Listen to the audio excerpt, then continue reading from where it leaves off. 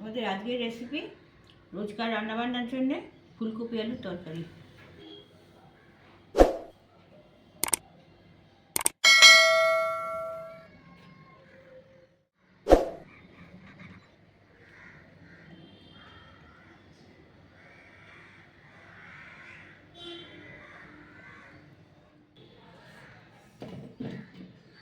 ফুলকপির তরকারি করার জন্য আমি ফুলকপিটাকে এরকম ছোটো ছোটো টুকরো করে কেটে নিচ্ছি। এগুলো অনেক বড় আছে, এগুলোকে আরেকটু ছোট করে নিচ্ছি।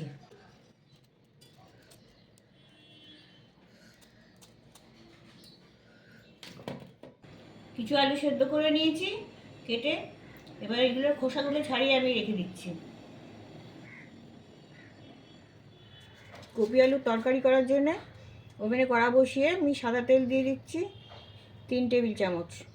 আমি ফুলকপিগুলো একটু ভেজে নিচ্ছি।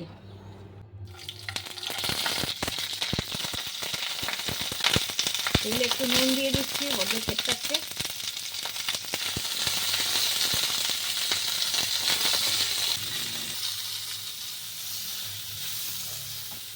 ফুলকপিগুলো ভাজা হয়ে গেছে, এগুলো নামিয়ে নিচ্ছি। ওরা আবার 2 চামচে তেল দিচ্ছি। আলু সেদ্ধ করে রেখেছিলাম, সেগুলো একটু নাড়াচাড়া করে নেব।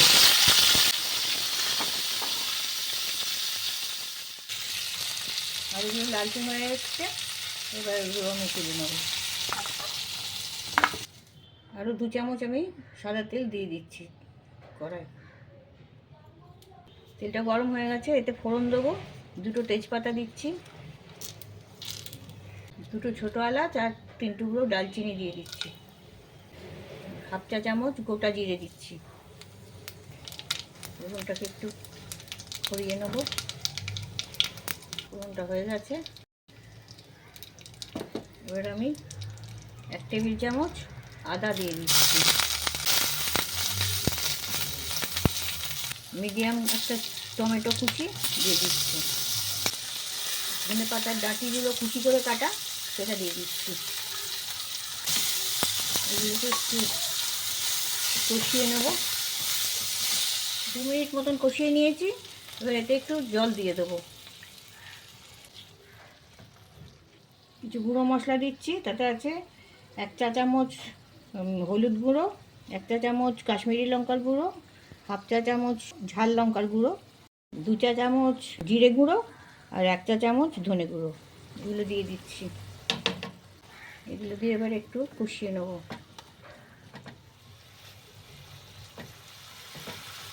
1 চা চামচ চিনি দিয়ে দিচ্ছি। পরিমাণ মতো নুন দিয়ে দিচ্ছি। এগুলো মিশিয়ে দিচ্ছি। মশলাটা কষানো হয়ে গেছে, এবার আমি যে ফুলকপিগুলো ভেজে রেখেছিলাম সেগুলো দিয়ে দিচ্ছি। এগুলো একটু নেড়ে দিচ্ছি, জল দিয়ে দিচ্ছি। ফুলকপিগুলো সেদ্ধ হওয়ার মতন জল দিচ্ছি। আলুগুলো আমার সেদ্ধ করাই আছে, ওই জন্য আমি এখন আলুটা দিলাম না। আলুগুলো আমি আর একটু পরে দেবো। ঢাকা দিয়ে দিচ্ছি, একটু ফুলকপিগুলো ফুটতে সময় দেবো। 5 মিনিট মতন ফুলকপিগুলো ফুটিয়ে নিয়েছি। আমি এবার ঢাকনাটা খুলছি। ফুলকপিগুলো অর্ধেক সেদ্ধ হয়ে গেছে, এবার আমি আরেকটু জল দিয়ে দিচ্ছি। 1 কাপ মতন জল দিয়ে দিলাম। তার সাথে আমি যে আলুগুলো সেদ্ধ করে ভেজে রেখেছিলাম ওগুলো দিয়ে দিচ্ছি। এবার মিশিয়ে দিচ্ছি।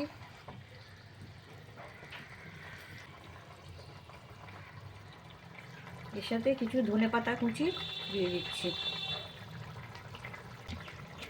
2টো কাঁচা লঙ্কা দিচ্ছি। চাপা দিয়ে দিচ্ছি আর একবার, যতক্ষণ না সবজিগুলো ভালোভাবে সেদ্ধ হয় ততক্ষণ এটা ফুটিয়ে নেব। 5 মিনিট পরে আমি আবার ঢাকনাটা খুলছি। 5 মিনিট আগে দ্বিতীয়বার যখন আমি ঢাকনা দিয়েছিলাম তখন ওভেনের আঁচটা আমি কমিয়ে দিয়েছিলাম। কপিগুলো গলে গেছে, আলুটা তো আমার সেদ্ধ করাই ছিল। এবার আমি একটু ভাজা মশলা করে রেখেছি, 1 চা চামচ ধনে, 1 চা চামচ জিরে, একটা শুকনো লঙ্কা, একটা দারচিনির টুকরো আর 2টো ছোটো এলাচ, এগুলো ভেজে গুঁড়িয়ে রেখে দিয়েছি। 1 চা চামচ আমি মশলাটা দিয়ে দিচ্ছি, এটা মিশিয়ে দিচ্ছি। প্রয়োজন মতো কপি আলুর তরকারির যে ঝোলটা হয়েছে সেটা বাড়িয়ে নেওয়া যেতে পারে। আমি এইরকমই রেখে দিচ্ছি। ফুলকপির তরকারি হয়ে গেছে।